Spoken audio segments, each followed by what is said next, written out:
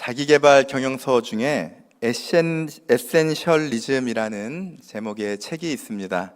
에센셜, 본질이란 뜻입니다. 본질에 집중하고 본질주의로 살겠다라는 그런 책이지요. 어떤 가장 중요한 일들을 골라서 선택하고 행동하는 사람이 에센셜리즘을 가진 사람이다라고 그 책은 말하고 있습니다. 그러면서 이런 이야기를 합니다. 세상 살면서 정말로 중요한 것은 그렇게 많지 않다. 그러니까 정말 중요한 것을 잘 선택해야 한다. 그리고 그것을 선택하기 위해 무엇을 포기해야 할까를 고민해야 된다라고 주장하고 있습니다. 그것이 본질에 집중된 삶을 살 수 있는 것이다라는 것이죠. 그렇게 하지 않았을 때 회사든 개인이든 어려움을 겪을 수 있다는 말입니다. 그 대표적인 예가 소니라는 회사의 노트북 브랜드 바이오를 들 수가 있다고 합니다. 소니는 30년 전에는 온 세계에서 소니라는 회사를 모르는 사람이 없었습니다. 전 세계 전자제품 시장을 거의 독점하다시피 했었고, 일본의 그 기술력을 세계 모두에게 알렸던 존경받는 기업이었습니다. 누구도 그 소니가 갑자기 쇠락할 것이라고는 생각하지 못했던 것이죠. 하지만 소니의 그 야심차게 내놓았던 소니의 노트북 바이오라는 이 브랜드는 점차 애플, 이런 애플의 맥북, 이런 브랜드, 또 삼성 같은 회사 때문에 밀려서 몰락하기 시작하게 되었습니다. 그것을 이렇게 분석을 하고 있습니다. 소니의 바이오는 독창적인 디자인과 차별화된 고급 사양이라는 전략을 가지고 살아왔고, 무엇보다도 가장 중요했던 것은 소니의 창립 정신이 핵심 가치가 개척자 정신이라는 그런 가치를 붙들고 있었기 때문이었다라고 합니다. 핵심 가치인 개척자 정신, 이 정신을 가지고 언제나 연구에 투자에 힘쓰고 아끼지 않았기 때문에 그 당시에 소니의 바이오는 세상을 지배할 수가 있었던 것이죠. 소니만의 개성, 장점, 그리고 감성을 살렸던 제품이었던 것입니다. 하지만 회사가 변절되기 시작했습니다. 그래서 점점 수익 자체가 중요하다 생각하는 부서별로 수익 지상주의에 빠지게 되면서 회사는 점점 눈앞의 이익, 멀리 내다보지 못하고 잠깐의 이익을 쫓게 됩니다.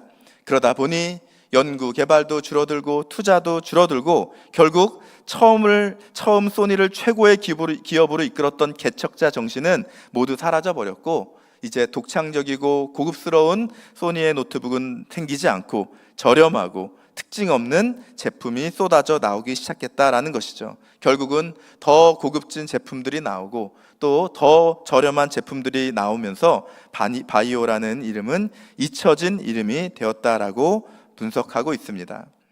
가치를 잃어버린 제품의 결말이 그런 것이죠. 오늘 아브라함과 롯을 보면서 어디 이것이 제품만의 문제가 아니라 사람에게도 마찬가지다라는 생각을 해보게 됩니다. 이 롯에 대한 이야기이죠. 롯은 아브라함과 문제가 발생합니다. 6절에 보니까 아브라함과 롯이 거주하고 있는 땅에 이제 그들이 소유가 많아져서 더 이상 동거할 수 없는 상황이 됩니다.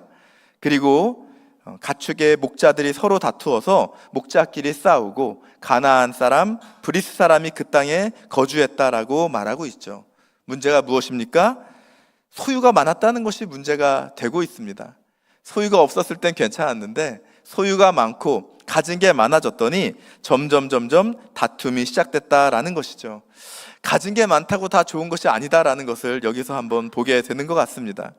그리고 가진 게 다 많았기 때문에 서로 다투다 보니 불편함이 느껴졌고, 또 가나안 사람들이 거주했다는 것은 그 땅에 살기가 부담스러웠다라는 것을 말할 수 있습니다. 소유가 많아졌으니 서로 의존할 필요가 없어졌고 서로 불편했고 또 부담을 느끼는 땅이었다라는 것이죠. 아브라함은 그래서 8절과 9절에 보니까 자기를 떠나가라라고 말합니다. 우리가 한 친족인데, 우리가 하나인데 언제까지 우리가 다투어 되겠느냐? 다투지 말고 이제 떠나가서 어디든 가라라고 말하고 있습니다. 내가 좌하면 나는 우하고 내가 우하면 나는 좌하리라 라고 아브라함이 롯에게 말하지요. 이렇게 말하는 목적은 두 가지입니다. 다투지 말자라는 것이죠. 우리가 하나인데 왜 다투어야 되겠는가? 사랑하고 축복하고 함께 행복하게 살 수 있도록 다투지 말고 더 넓은 곳으로 개척해 나가자라는 뜻이지요. 그리고 두 번째, 좌하면 우하겠다, 우하면 좌하겠다라는 것은 무슨 서로 원수가 되자라고 이야기하는 것이 아니고 너에게 맞춰주겠다라는 삼촌의 배려인 것이죠. 롯이 조카였기 때문에 사랑하는 조카에게 내가 너에게 맞춰줄 테니 원하는 대로 택하람. 네가 좌를 택하면 나는 기꺼이 우로 피해주고 네가 우를 택하면 나는 기꺼이 좌로 피해주겠다. 선한 뜻으로 보여주고 있는 것입니다. 얼마나 귀한 마음입니까? 다투지 말자, 선한 뜻으로 너에게 맞춰주겠다라고 이야기하죠. 롯이었다면, 삼촌이 이렇게 이야기를 한다면 우리가 같은 동양 문화권에서 최소한 빈말로라도 아니라라고 사양을 좀 해야 될 텐데 오늘 롯을 보니까 전혀 그렇게 하지 않고 있습니다. 10절과 11절을 보니까 이 말이 끝나자마자 롯이 눈을 들어서 어디가 가장 좋은지 탐색하기 시작합니다. 눈을 들어 요단 지역을 바라보니 소알까지 온 땅에 물이 넉넉하고 또 여호와의 동산 같고 애굽 땅과 같았다라고 말하고 있지요. 11절에 그래서 요단 온 지역을 택하고 동으로 옮기게 됩니다. 여기서 롯의 가치 기준이 나오게 됩니다. 롯의 가치는 무엇이었을까? 롯이 선택한 가치는 무엇이었을까? 첫 번째로 물이 넉넉했다. 물이 넉넉했다라는 것은 소유의 넉넉함으로 이어지게 됩니다. 물이 넉넉하면 가축도 많이 키워줄 수 있고 농사도 더 잘 지을 수 있고 수많은 힘과 권력이 생길 수 있는 것이죠. 사실 아브람과 롯은 이미 지금 많은 소유를 가지고 있다라고 성경은 말하고 있습니다. 소유가 너무 많아서 그래서 나눠지는 상황인데 롯이 추구하고 있는 가치는 더 많은 소유를 원하고 있는 것입니다. 부요함을 선택한 롯이죠. 두 번째로 불편 해소를 원했었는데요. 요단의 온 지역을 택하면서 여호와의 동산 같고 애굽 땅과 같은 하나도 불편함이 없어 보이는 편안한 곳을 선택하게 됩니다. 그리고 동으로 자기의 자리를 옮기게 됩니다. 동쪽으로 가는 것은 무엇인가? 서쪽의 가나안 족속을 피하겠다라는 뜻이죠. 더 많은 소유를 원했고 더 편안함을 원했고 더 부담 없는 삶 원했다라는 것입니다. 그래서 그 결과가 요단의 온 지역을 택했다라고 말하고 있습니다. 요단의 한 절반 정도라든지 요단의 한 3분의 2 정도라든지 가져가면 좋을 텐데 굳이 모든이라는 단어가 여기에 쓰여 있습니다.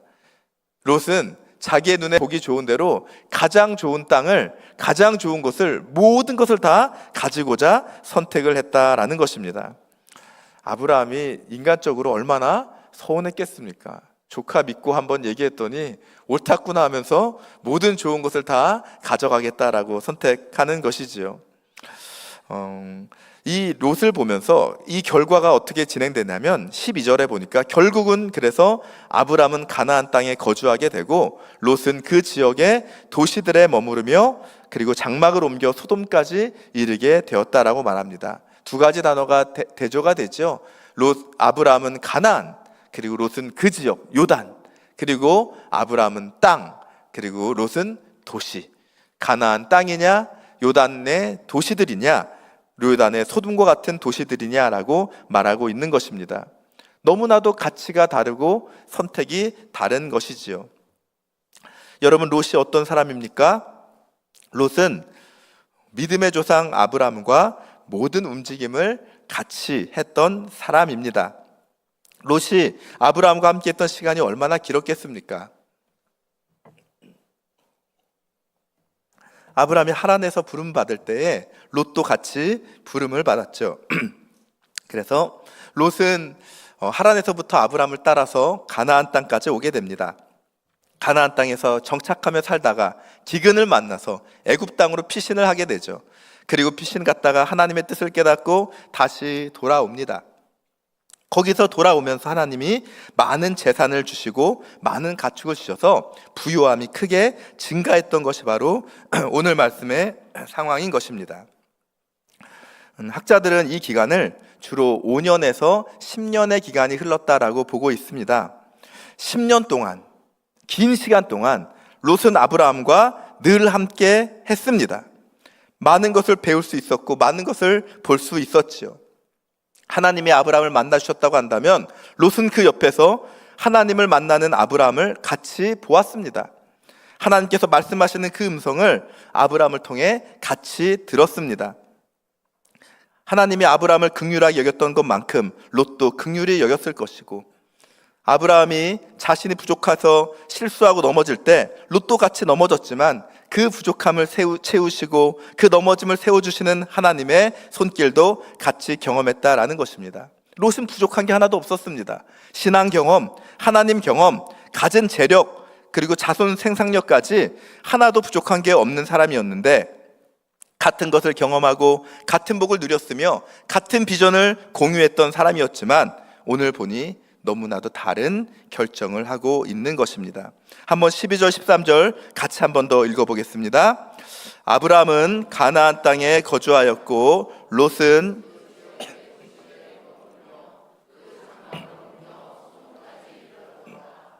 소돔 사람은 여호와 앞에 악하며 큰 죄인이었더라. 아멘.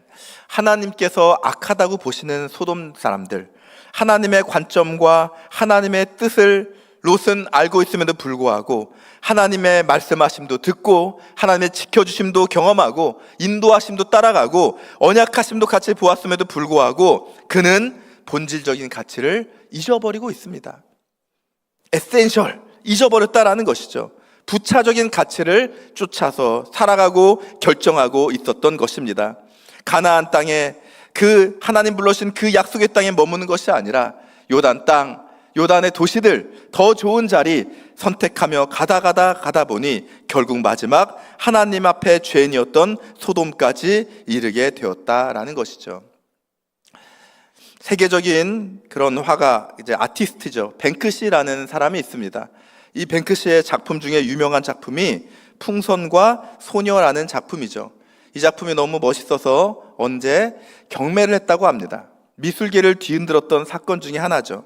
경매를 하는데 치열한 경쟁 끝에 결국 우리 돈 15억 원쯤에 낙찰을 받게 됩니다. 저 그림 하나가 15억 원에 팔리게 되었습니다. 낙찰되었습니다. 탕탕 치면서 박수를 치는 그 순간 갑자기 파색이 돌아가는 소리가 나면서, 그리고 저 그림이 내려가서 절반이 파쇄가 되어버렸습니다. 눈앞에서 15억짜리 그림이 저렇게 휴지 조각이 되는 장면입니다. 저것은 어느 사고가 아니라 바로 뱅크시, 이 화가, 이 아티스트 자체가 자신이 직접 파쇄기를 설치해서 계산을 했던 것입니다. 돈으로 예술을 구매하는 저 경매가 얼마나 덧없는지, 얼마나 예술의 가치를 알지 못하는지에 대한 것을 비판하려는 그의 뜻이 있었다라는 것입니다. 그는 이미 이전에 이런 실험을 했었다고 하죠. 길거리에서 자신의 작품을 친필 사인을 해가지고 그리고 가판대다 걸어 놓습니다. 그리고 판매하는 사람을 한 노인이 그냥 판매하게 합니다. 60달러, 얼마 안 되는 돈에 그 전시관에 걸렸으면 수만 달러 할 수 있는 그 비싼 그림을 거기에 고작 몇십 달러에 팔게 됩니다. 그런데 놀랍게도 그 하루 종일 몇 점 팔리지 않았다라는 것이죠. 예술을 즐긴다는 그 관객들의 허영심을 꼬집었던 것입니다.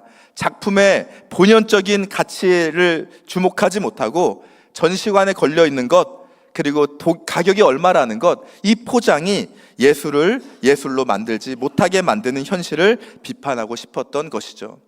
아이러니하게도 아까 저 반쯤 찢겨진 저 그림은 다시 경매를 하게 되고 15억 원이 아니라 300억이 넘는 그림에 팔리게 되었다라고 합니다. 화가의 이 원래 의도와 다른 결과로 이어지게 되는 것, 혹은 어쩌면 더 이 본질적인 가치에 충실하지 못하는 현실을 크게 폭로하는 시간이었다라는 것이죠. 본질적인 가치에 집중하지 못했던 롯의 삶은 어떻게 되었습니까? 너무나도 뼈아픈 삶이 펼쳐지게 됩니다. 점점 소돔으로 가게 되죠. 처음부터 소돔으로 가려고 결정했던 게 아닙니다. 더 좋은 삶, 더 편안한 삶, 더 부담 없는 삶, 더 쉬운 삶을 선택했던 그의 걸음은 결국 소돔에까지 이르게 되었던 것입니다. 그 땅에서 그는 하나님 주셨던 모든 좋은 것들을 다 빼앗기게 됩니다. 그래서 목적을 잃고 가치를 잃고 표류했던 그 삶은 힘들게 모았던 재산도 잃게 됩니다. 사랑하는 아내도 잃게 됩니다. 심지어 성경에서 이 롯에 대한 인물의 마지막 언급은 불행히도 자부들의 세속적인 계획, 어떻게 해서든지 이 며느리들이 그 당시에는 자녀가 있어야 된다는 그 세속적인 욕심을 채우는 도구로밖에 소비가 되지 않아서 결국 이방의 암몬과 모압 자손을 낳는 민족의 시조가 되어버렸다라는 이야기로 마무리됩니다. 암몬과 모압 자손이 얼마나 이스라엘 백성을 괴롭히고 힘들게 했는지 여호와의 총회에 들어오지 못하는 사람들로 저주를 받게 되죠. 그 민족의 시조가 되어버렸던 것입니다. 똑같은 하나님의 은혜 받으며 똑같이 부르심을 받으며 아브라함과 함께 믿음의 길을 걸었던 이 롯은 결국 마침내 본질의 가치를 잃어버렸을 때 너무나도 다른 삶, 너무나도 반대되는 삶으로 전락해 버린 것입니다. 제가 예전에 다른 교회를 섬기고 있을 때에 어떤 집사님이 자녀를 위해서 기도해 달라고 찾아오셨습니다. 중학생이었는데 이제 고등학교 입학을 하게 되었다라는 것이죠. 그 결정을 하기 전에 찾아왔으면 너무나 좋았을 텐데 이미 결정을 내리고 찾아왔었습니다. 아주 유명한 국제 고등학교에 아이를 보냈다라는 것이죠. 그런데 그 학교는 이단이 운영하는 학교였습니다. 분명히 좋은 혜택이 많았겠죠. 얼마나 많은 가능성들이 있었겠습니까? 거기만 나오면 그 앞길이 활짝 열릴 것만 같은 그런 좋은 가능성들이 많이 있었겠죠. 하지만 수십 년 신앙생활을 했던 집사님의 결정이 어떻게 그것을 모르고 결정했다면은 차라리 나았을 텐데 알고 있음에도 불구하고 괜찮을 것 같아서 보냈다라는 말씀을 들을 때 마음이 많이 아팠습니다. 기도해 주면서 그 아이가 3년 동안 잘 성취해내기를, 그리고 무엇보다도 신앙을 잘 지켜내기를 위해서 기도했습니다. 사실 마음속으로는 한 가지 더 기도했습니다. 차라리 그 학교를 빨리 어떻게든 나와서 그래서 더 물들지 않게 되었으면 좋겠다라고 그렇게까지 마음에는 기도를 했었죠. 여러분, 사람이 변질되는 것, 중심의 가치를 잃어버렸을 때 얼마나 쉽게 무너지는지 모릅니다.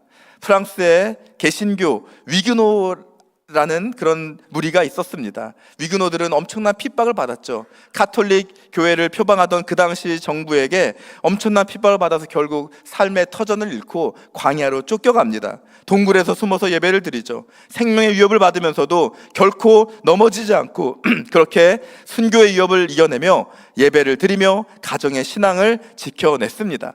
그렇게 훌륭한 믿음을 가졌던 바로 18세기 위그노의 광야 교회가 있었던 것이죠.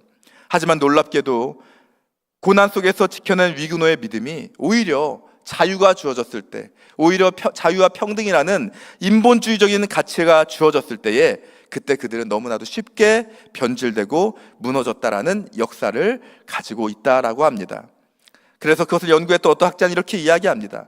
광야교회가 무너진 이유는 혹독한 박해 때문이 아니라 신학의 자유화 때문이다. 계몽주의 덕분에 관용을 얻어낸 광야교회는 몸은 살았지만 영혼은 죽어버렸다라고 한탄했던 것입니다. 오늘 아브라함은 어땠습니까? 롯에 반대되는 결정을 하고 있지 않습니까? 아브라함이라고 롯이 떠나가는 것을 좋아했겠습니까? 어려운 세상, 위기의 세상 속에서 거대한 우군이 함께 있는 것이 얼마나 큰 힘이 되었겠습니까?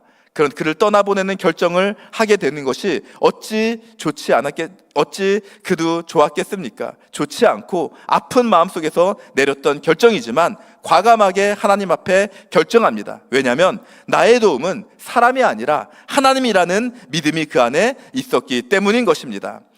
그래서 오늘 14절에 보니까 롯이 아브라함을 떠난 이후에 아브라함은 자기도 눈을 들어서 어디로 가야 될지 살피지 않았습니다.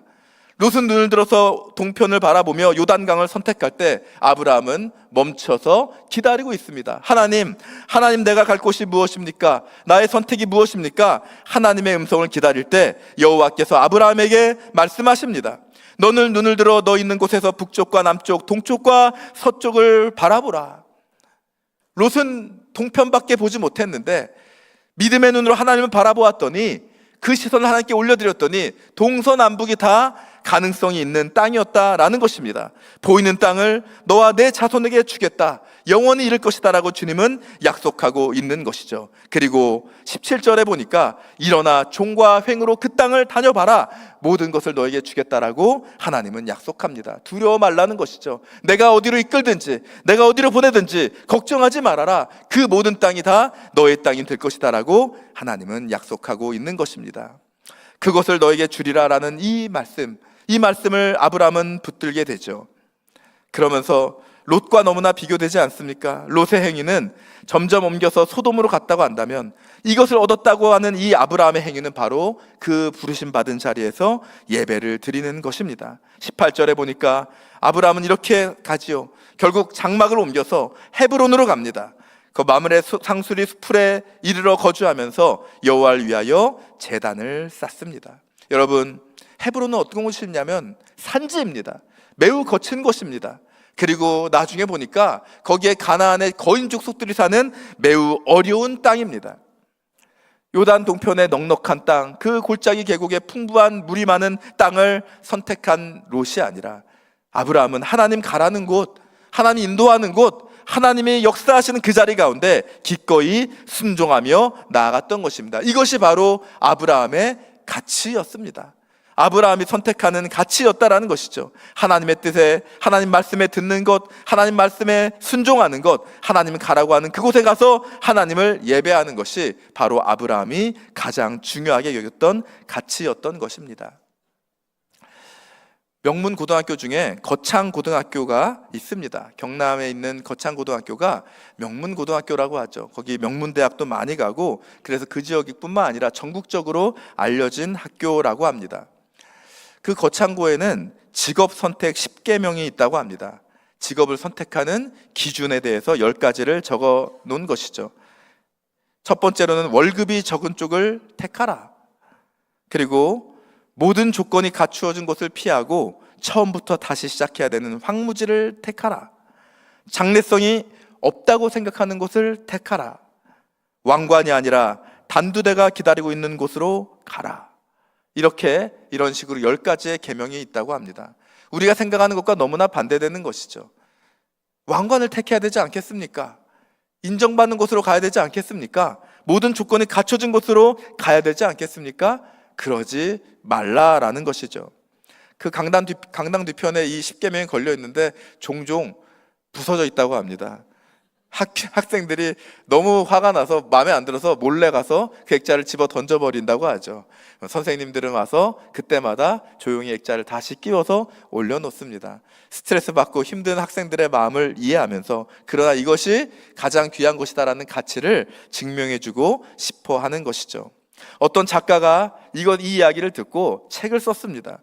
거창고 아이들의 직업을 찾는 위대한 질문이라는 책을 썼는데, 여기에서 몇 명의 사람을 추천받습니다. 그래, 거창고 출신 학생들이, 그 졸업생들이 어떤 삶을 살고 있길래 저런 10계명을 가지고 있는가? 그래서 한 명 한 명 인터뷰를 하면서 작가는 너무나도 큰 감동을 받게 됩니다. 첫 번째, 월급이 적은 쪽을 택하라 라는 이 계명에 관련된 사람을 추천을 받고 그는 인터뷰를 하죠. 바로 다큐멘터리 또 제작자인 박수용 PD를 만나게 됩니다. 책에 나와 있는 내용인데요, 박수용 PD는 굉장한 가능성이 많았던 사람이라고 합니다. EBS라는 유명한 그 방송국에서 PD를 일하면서 장래성이 보장되었던 사람이고, 더 높은 연봉과 안정적인 직책을 제안받기도 했다고 합니다. 그런데 이 사람 마음속에는 무언가 해야 되겠다는 다큐멘터리스트로서의 사명이 하나 있었다고 합니다. 바로 뭐냐면 시베리아 호랑이, 백두산에 있었던 그 호랑이 더 이상 찾아볼 수 없는데 그 호랑이를 찾고 싶은 그런 마음에 뜨거운 마음이 있었다라는 것이죠. 그래서 그는 월급이 더 많은 곳을 택한 것이 아니라 월급이 적은 곳을 택하라, 그 마음의 뜨거움을 찾아서 결국은 아예 월급도 기대할 수 없는 척박한 러시아 시베리아 땅으로 향하게 됩니다. 영하 30도 40도 너무나도 추운 그 땅에서 6개월 동안 굴에 숨어서 어떻게든 호랑이의 흔적을 찾고자 기다리고 또 기다리게 되었던 것이죠.